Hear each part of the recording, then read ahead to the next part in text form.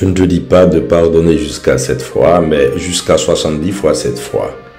Tiré du chapitre 18 de Matthieu, les versets 21 à 35. Sœurs et frères, paix et joie. Aimez-vous pardonner? Vous arrive-t-il de pardonner? Vous est-il possible de pardonner? Mesurez-vous votre pardon? Ce questionnement nous met dans le bain de la liturgie du jour, qui nous invite à un exercice difficile mais nécessaire, car le pardon ouvre le cœur à l'amour et donc au royaume de Dieu, comme l'entend si bien Jésus. Tendre et miséricordieux, lent à la colère, plein d'amour. Exode chapitre 34, le verset 6.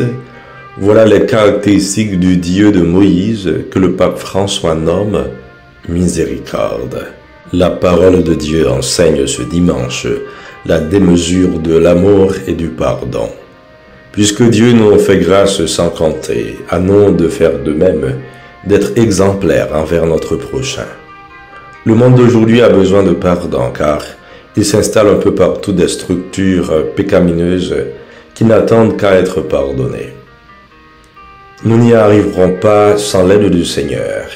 Et c'est ce qui déterminera quel type d'ouvriers sommes-nous en ce monde sur le chemin du royaume.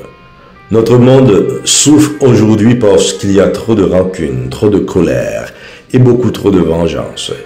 Mais Cyril le Sage en parle comme des choses abominables. Ces réflexes enfantent la guerre, la violence, les abus, l'insécurité, des luttes fratricides, tribales et des familles en souffrent terriblement. Nous sommes invités à opposer à toute rancune, colère et vengeance le pardon.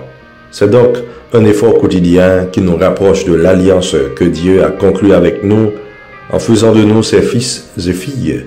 Cette alliance renouvelée en Jésus-Christ qui nous donne accès au royaume. Nos fautes, quelle que soit leur somme, ne peuvent pas réduire l'étendue de la miséricorde de Dieu. Car il pardonne toutes tes offenses, ne nous rend pas selon nos offenses. Aussi loin qu'est l'Orient de l'Occident, il met loin de nous nos péchés. C'est ce que nous dit le psalmiste, et nous ne saurons comprendre mieux qu'en lisant l'Évangile. Sœurs et frères, Jésus oppose la démesure du pardon à la mesure de Pierre. Faut-il calculer les pardons que nous accordons? Pierre semble penser que oui, il faudrait pardonner jusqu'à 7 fois. Ce qui sous-entend une proposition raisonnable, voire idéale, étant donné que le chiffre 7 indique une plénitude. En revanche, Jésus ne l'entend pas ainsi. Selon lui, il faut pardonner jusqu'à 70 fois 7 fois, c'est-à-dire jusqu'à la plénitude multipliée par 10 fois la plénitude. Autrement dit, il faut toujours pardonner. La réponse de Jésus à Pierre trouve ses origines dans le livre de la Genèse. Il s'agit d'une remise en question de la loi du talion qui a tenté de donner une réponse à la question de la vengeance. Un œil pour un œil. Nous ne sommes pas à l'abri du sentiment de la vengeance. Quand nous subissons l'injustice, c'est notre première réaction. La vengeance est ce péché accroupi à la porte, à l'affût. Genèse chapitre 3, le verset 7. Cela nous rappelle Lamech qui parlait ainsi.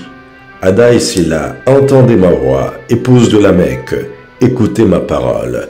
Pour une blessure, j'ai tué un homme, pour une meurtrissure, un enfant. Caïn sera vengé 7 fois et Lamech 70 fois 7 fois. Genèse au chapitre 4, les versets 23 et 24. Se venger le plus possible, rendre au centuple le tort qu'on nous a fait.